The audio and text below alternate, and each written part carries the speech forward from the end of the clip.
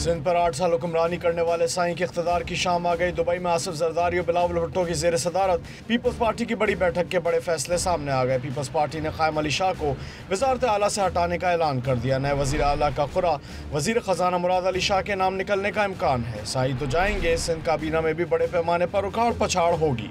ज़राए के मुताबिक वज़ीर आला कायम अली शाह आज अपना इस्तीफ़ा गवर्नर सिंध डॉक्टर इशरतुल इबाद को पेश करेंगे।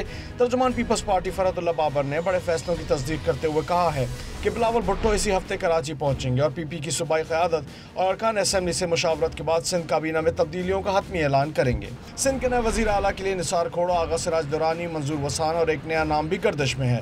ज़राए का कहना है कि बुधवार जुमेरात को बिलावल हाउस में होने वाले पीपी पार्लिमानी पार्टी के इजलास में वज़ीर आला सिंध के लिए नाम को हतमी शक्ल दी जाएगी, जिसके बाद जुम्मे हफ्ते को सिंध असेंबली का इजलास तलब कर लिया जाएगा। नया कायद ऐवान असेंबली से एतमाद का वोट लेने के बाद उसी दिन हल्फ उठा लेगा।